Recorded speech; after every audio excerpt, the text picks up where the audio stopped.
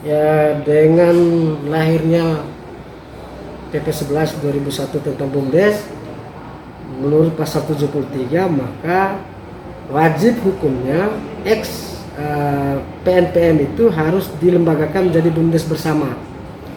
BUMDes pasal 73 di PP itu mengatakan begitu. Jadi seluruh aset yang ada pengelolaannya harus, tapi memang kita harus membuat aturan pelaksanaan dari PP itu. Bahkan di dalam PP-nya diminta untuk aturan pembinaannya dilakukan oleh menteri, dibuatkan oleh menteri, dan mungkin pemerintah daerah nanti akan membuatkan peraturan daerah, peraturan pelaksanaan lain-lain.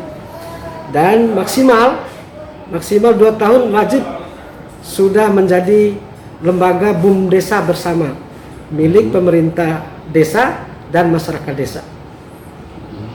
Itu UPK itu. Oke. Pengelolaan selama ini ya,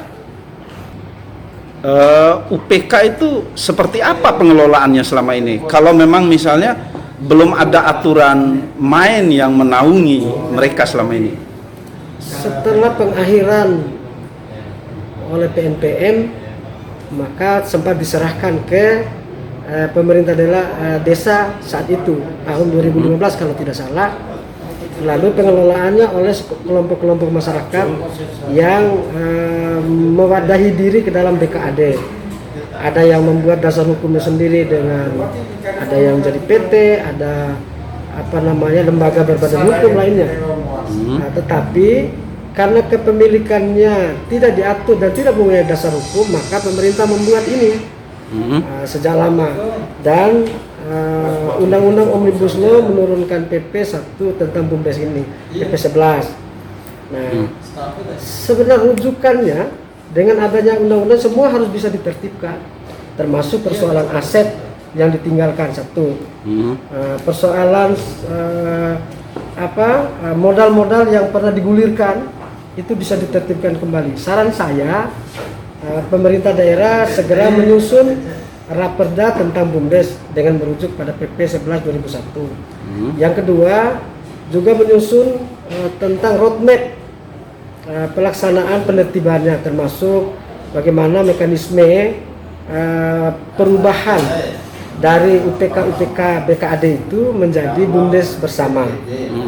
Mungkin langkah pertamanya nanti dilakukan audit semuanya untuk mengetahui seberapa banyak aset yang ditinggal, seberapa banyak yang masih ada, seberapa banyak yang sudah tidak ada lagi atau berada di masyarakat. Artinya kan PP ini baru bisa dilaksanakan setelah kita harus lebih awal membuat perda, terus kemudian peraturan bupati, begitu? Ya, saya rasa begitu, karena ada dasar operasional bagi pemerintah daerah untuk melakukannya.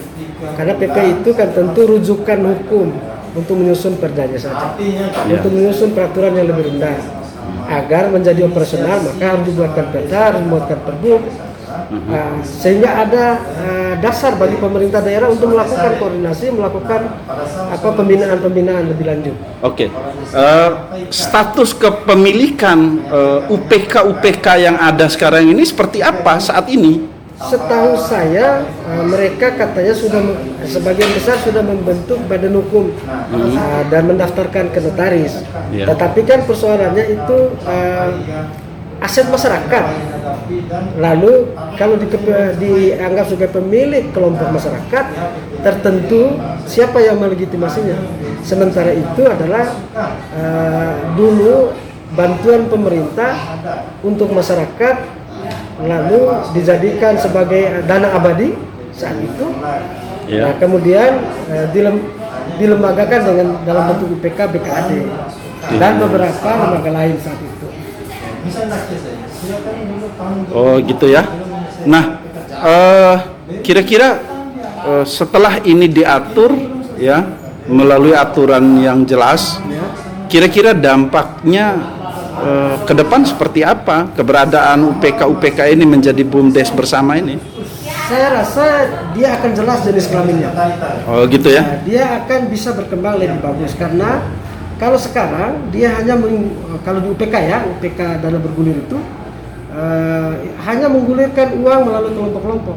Ketika dia menjadi BUMDes bersama, dia bisa membuat unit-unit usaha lain yang bukan hanya itu. Karena badan usaha bisa melakukan inovasi-inovasi usaha yang kira-kira bisa mengembangkan, bisa menyerap tenaga kerja yang lebih banyak karena ada unit-unit usaha lain yang bisa mempekerjakan orang. Jadi menyerap tenaga kerja bisa ada di situ, bisa juga mengurangi pengangguran dan bisa berdampak lebih banyak juga bagi PADES desa. PAD desa ya. PAD desa. Jadi penerimaan desa yang lain-lain itu bisa ada karena keuntungan dari BUMDes bersama dan BUMDes yang ada di desa. Oke, yang terakhir, yang pengawasan selama ini terhadap UPK yang ada di Kabupaten Dompu ini, bentuk pengawasannya selama ini tanpa aturan ini bagaimana? Setahu saya mereka itu diawasi, ada pengawas yang sudah dibentuk, nggak tahu pengawasnya, dan beberapa kali dan setiap tahun melakukan rapat BKAD. Tahu saya itu mungkin bentuk pengawasan dari entah BKAD itu antar desa, ada mungkin juga ada kepala desa, mungkin juga ada yang lain-lain, atau mungkin juga ada sama, kita nggak tahu. Tapi dari kita dari Kementerian Desa sendiri ternyata lepas, tidak dalam pengawasan, tidak dalam pembinaan kami dan dampingan kami. Kami tidak punya dasar untuk melakukan itu sebenarnya. Hanya kemarin tahun 2016 ada surat yang meminta para pendamping desa untuk menginventarisasi UPK di seluruh